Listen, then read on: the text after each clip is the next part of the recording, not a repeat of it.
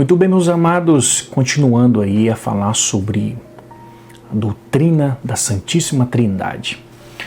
Nós vamos, nessa parte, falar sobre a formulação dogmática da doutrina da Trindade. Podemos dizer de maneira bem resumida que foram 3 credos que estabeleceram a doutrina da Trindade. Foi o credo niceno, o credo de Constantinopla e o credo atanasiano.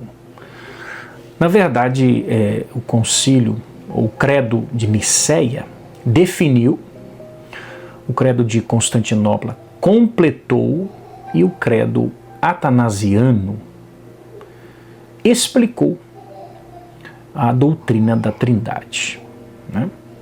Mas vamos ver separadamente esses 3 concílios. Por exemplo, o concílio de Nicéia aconteceu em 325 depois de Cristo.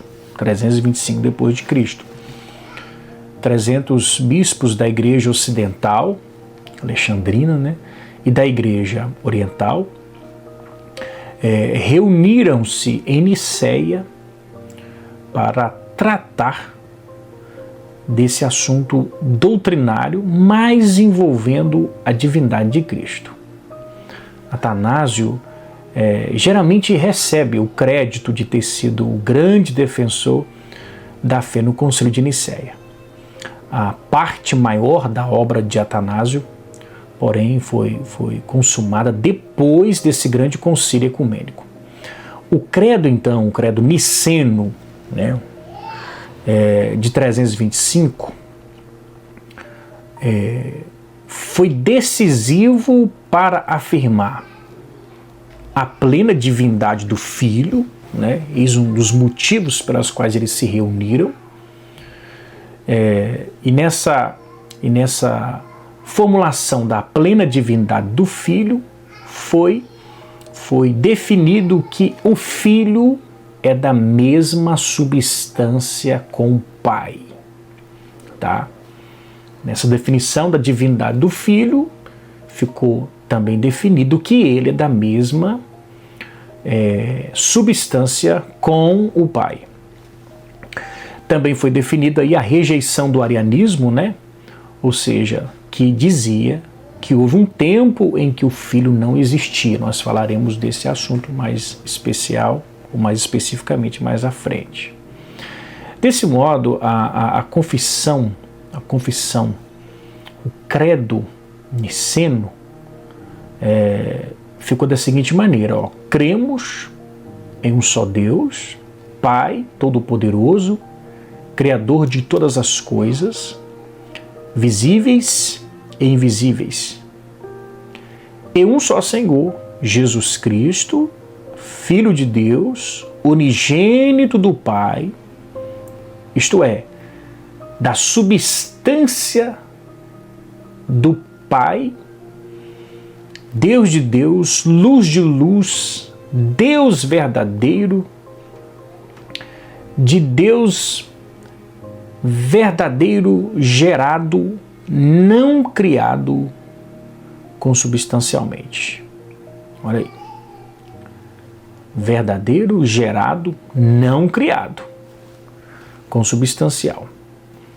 Então, a confissão ficou assim, lá no Concílio de Nicéia, né? Lá no Concílio de Nicéia ficou definido assim: cremos em um só Deus, Pai Todo-Poderoso, Criador de todas as coisas, visíveis e invisíveis.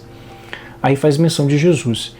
Em um só Senhor Jesus Cristo, Filho de Deus, unigênito do Pai, isto é, da substância do Pai, né? Da substância do Pai, verdadeiro, gerado, não criado, consubstancial ao Pai, por quem todas as coisas foram feitas, as que estão no céu e as que estão na terra, e virá para julgar os vivos e mortos.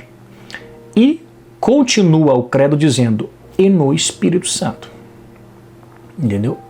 Então vemos aí que a Trindade é afirmada aqui. fizemos menção do Pai, do Filho e do Espírito Santo, mas é perceptível que o foco principal está no relacionamento entre pai e filho, né? A escola alexandrina acabou triunfando sobre os arianos e Ario voltou, então, a ser condenado e excomungado. Na fórmula confessionária da doutrina da Trindade em Nicéia, Jesus Cristo é o Filho unigênito de Deus, gerado de seu Pai antes da fundação do mundo, Deus de Deus, luz de luz, verdadeiro Deus de verdadeiro Deus, gerado, não criado ou não feito, consubstancial com o Pai. Então perceba aí que o Concílio de Nicéia trouxe essa definição em 325, focando mais no relacionamento do Pai e Filho, tá? O Concílio de Constantinopla já aconteceu em 381 d.C. Segundo Champlin, o Concílio de Constantinopla de 381, convocado aí pelo imperador Teodósio, foi o segundo concílio, né, ecumênico da igreja e teve papel decisivo na história do cristianismo, tá? Pois esse concílio confirma a condenação do arianismo e reafirmou a fórmula, né, a fórmula da Trindade, declarando que o Filho é da mesma substância do Pai, né, conforme já dissemos. E o concílio em Constantinopla também, agora, aprofundou a doutrina do Espírito Santo, afirmando, aí vem esse acréscimo, afirmando que ele procede do Pai. Procede do Pai. Posteriormente, isso aqui poderia ser outro assunto, mas posteriormente no Ocidente foi acrescentada a expressão e do Filho, latim filioque, né? No Ocidente foi acrescentado que o Espírito procede do Pai e do Filho, né? Isso foi rejeitado, inclusive, pela Igreja Oriental, né? Porque essa adição tornou-se um fator muito determinante aí na divisão entre a Igreja Católica Romana e a Igreja Ortodoxa Oriental, né? Embora exista aí causas, né, mais profundas dessa ruptura aí, uma delas, inclusive, tenha sido a reivindicação de supremacia do bispo de Roma sobre os demais bispos. Isso é outro assunto, né? Isso é outro assunto. Então, desse modo, em Constantinopla, a confissão credo foi definido quase da mesma maneira do Concílio de Nicéia, porém agora com essas confirmações e acréscimo. Aí diz, cremos em um só Deus, Pai, Todo-Poderoso, Criador dos céus e da terra, de todas as coisas visíveis e invisíveis, em um só Senhor Jesus Cristo, Filho unigênito de Deus, nascido do Pai, antes de todos os séculos. Aí já tem essa adição, né? Nascido do Pai antes de todos os séculos, luz de luz, Deus verdadeiro de Deus verdadeiro, gerado, não criado, repete, né? Consubstancialmente ao Pai, repete, porque em todas as coisas foram feitas. E aí vem essa adição. E no Espírito Santo, né, já havia essa parte, Senhor e vivificador, que procede do Pai, e com o Pai e o Filho é juntamente adorado e glorificado, que falou pelos profetas, né? Então houve essa adição aí da processão do Espírito ao Pai, né, e ao Filho, conforme o credo, né, bem explicitado e também pregado pela Igreja Católica de Roma, tá bom? Então aqui a Igreja define cuidadosamente os limites da ortodoxia, protegendo a fé contra o modalismo e o triteísmo, afirmando aí igualdade, eternidade e unidade absoluta entre essas três pessoas da Trindade. Então perceba que esse conhecimento da Trindade foi progressivo, tanto na Bíblia, tanto nos concílios, né? Tanto nos concílios. Onde mais tarde nós vamos observar, mais tarde, lá para os anos 450 a 550 depois de Cristo, nós vemos que foi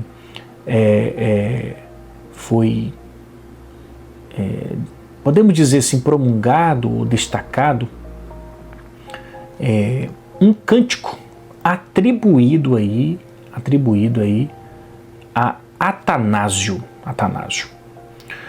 O teólogo Gruden destaca que o grande defensor da fé nicena foi Atanásio. Nasceu aí em 290 depois de Cristo, morreu em 370. Esse jovem, né, ainda jovem, exerceu forte influência inicial e depois, como bispo de Alexandria, dedicou a sua vida a combater o arianismo, né? Dedicou a sua vida para combater o arianismo. Atanásio foi, então, decisivo para preservar a doutrina da plena igualdade do Filho com o Pai.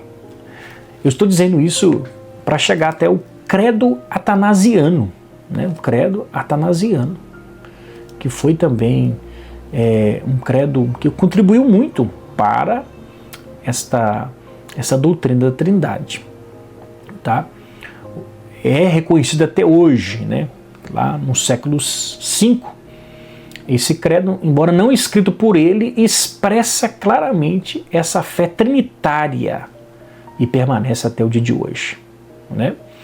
Ou seja, muitos documentos circulavam nas igrejas nesse período, depois do Concílio de Constantinopla, né?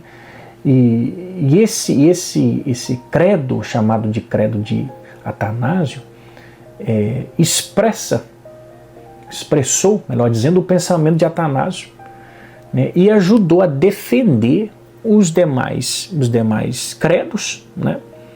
Os demais credos, e com certeza trouxe mais estrutura para essa doutrina.